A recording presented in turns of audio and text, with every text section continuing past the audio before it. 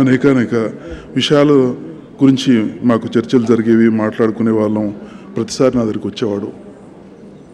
ఒకసారి నేను ఆయనతో అన్నాను, ఏదో కార్యం ముందరేసుకొని చేస్తున్నాడు.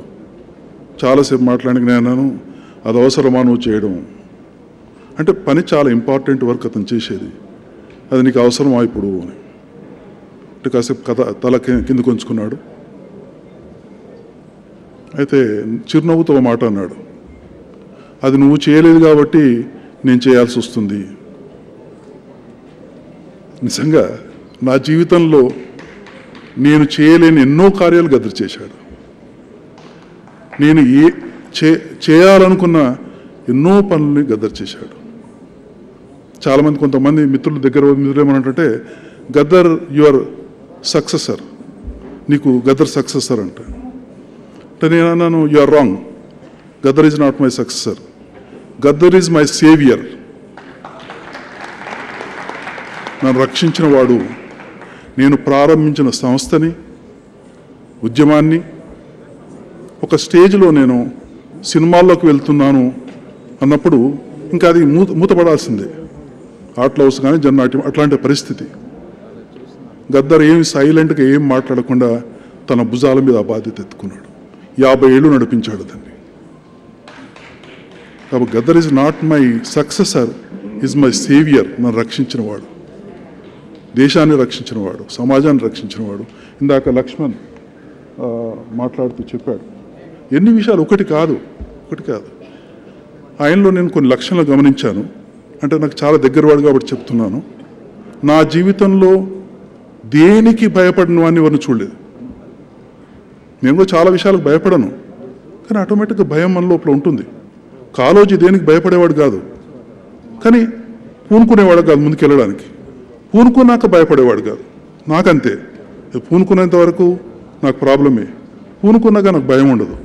కానీ గద్దర్ 24 hours ఏ క్షణంలో అయినా పడుకున్నాను లేపి భయం లేదు. డే 1 71 నుంచి అతను చనిపోయేంత వరకు నేను చూశాను. అతనిలో భయం లేదు. భయం లేని వ్యక్తి నేను చూడలేదు. ఏ భయం లేని వ్యక్తి నేను ప్రపంచంలో చూడలేదు. అంత డేర్ డెవిల్. ఇంకొకటి, గద్దర్ నిద్రపోయేవాడు కాదు.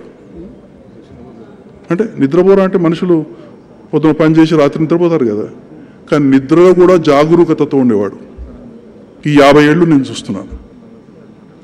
అలర్ట్గా ఉంటాడు.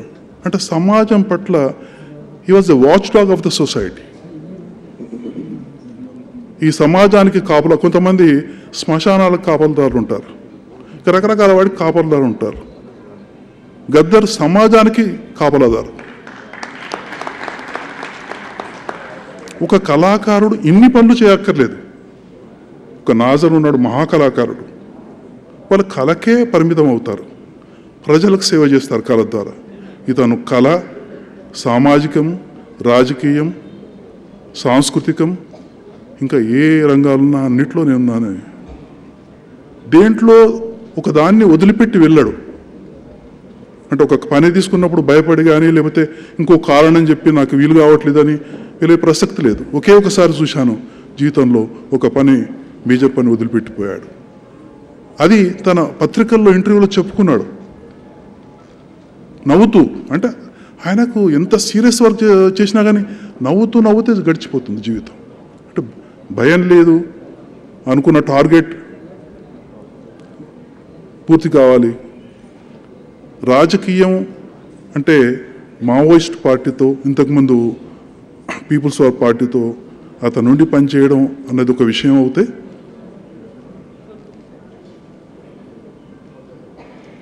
ప్రపంచంలో ఇంకా కొంతమంది వక్తలు ఆల్రెడీ చెప్పారు.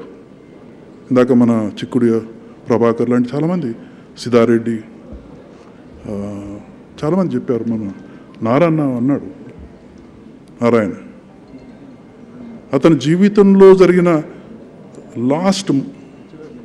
చివరి మలుపు మాత్రమే మనం భూతద్దంలో చూసి గద్దర్ అట్లుండేవాడు, ఇట్లయ్యాడు, మళ్ళీ ఇట్లయ్యాడు అని విమర్శించడం కరెక్ట్ కాదు అని. అది కరెక్ట్ కాదు. గద్దర్ని కానీ ఇంకెవరు కానీ అంచనా వేయడానికి ఈరోజు వీలవుతుందా మనకి? ఏ మనిషి అయినా అతను గతించిపోయినాక ఒక 15 years పడుతుంది అంచనా వేయడానికి. శవయాత్ర పోతున్నప్పుడు రెండే మాట్లాడుకుంటారు.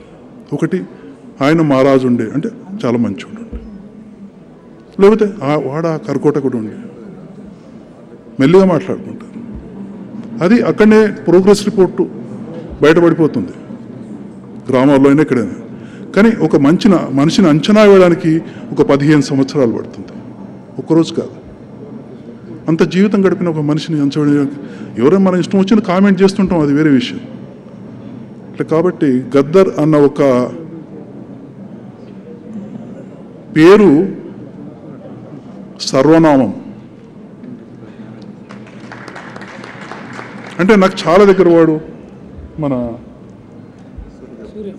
సూర్యం తండ్రి వేముల ఇక్కడ లేదు.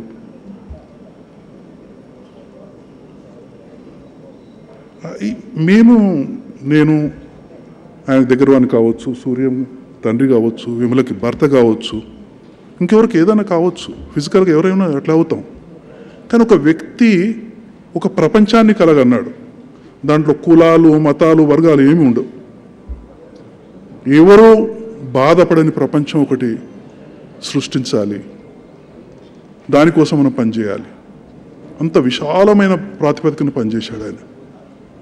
న్యాచురల్ ఒక ఫ్యామిలీకి సంబంధం ఉండడం, లేకపోతే ఒక రాజకీయానికి సంబంధం ఉండడం, ఒక పార్టీ అని కావచ్చు. బట్ దాన్ని మించి అతని పాటలు చూడండి. ఇందాక ఇంకెవరో చెప్పారు, మన బహుశా చిక్కుడు ప్రభాకర్ కానీ లేకపోతే ఇంకెవరు ఎవరో చెప్పారు, అతని రాయని సబ్జెక్ట్ లేదు, అతని దృష్టి నుంచి తప్పించుకోగలిగిన సబ్జెక్టు ఏది లేదు. ఓసారి పాట రాసుకొచ్చాడు, ఏలరో ఈ మాదిగ బతుకు ముత్తుకుంట మీద దొరకదురో మెతుకు అని తీసుకొచ్చాడు. అది నేను ఎడిట్ చేస్తూ అడిగాను, ఏంటి కథా కమావేశం? ఏం లేదు, ఆయనది టూప్రాన్. నేను ప్రజ్ఞాపూర్లో పుట్టాను, కానీ అల్వాల్లో పెరిగాను, ఒకటే ప్రాంతం అది. గజ్వేల్ వెళ్ళాను, నాకు ఒక సర్టిఫికెట్ అవసరం ఉంది, ఎస్సీ అని ఒక సర్టిఫికెట్ కావాలి. గజ్వేల్ వెళ్ళి ఒక ఆఫీసర్ దగ్గరికి వెళ్తే, నువ్వు ఎస్సీయా అన్నాడు. అవును. మంచిగా సూటు బూట్ వేసుకున్నావు, ఎట్లా నమ్మాలి నువ్వు ఎస్సీ అని? అంటే ఎట్లా నమ్మాలి? How should I believe that you are SC అంటే అప్పుడు నాకు అనిపించింది, దాంట్లో రాశాడు, మాదిగోడని నుదుటి మీద ముద్ర వేసుకోవాలా అని రాస్తాడు దాంట్లో. అంటే ఇది ఎందుకు రాశావంటే ఇది జరిగింది నాకు కాబట్టి రాశాను ఈ పాట. కాబట్టి ప్రతి పాటకి గద్దర్ గబుక్కున ఒక పాట కోసం రాయడు, తన పేరు కోసం రాయడు. పాటకు ఒక సందర్భం ఉంటుంది. ఇతను 2-3 రోజులు కనిపించకపోతే ఎక్కడ పోతున్నాడు అనుకుంటా, తలలో పాట పట్టుకొని వస్తాడు. ఆ 2-3 రోజులు ఆ పాట గురించి తిరుగుతుంటాడు, పిచ్చివాళ్ళ తిరుగుతుంటాడు. సో కాబట్టి it was a phenomenal. And thank you very much. ఇక మాట్లాడుతుంటాను.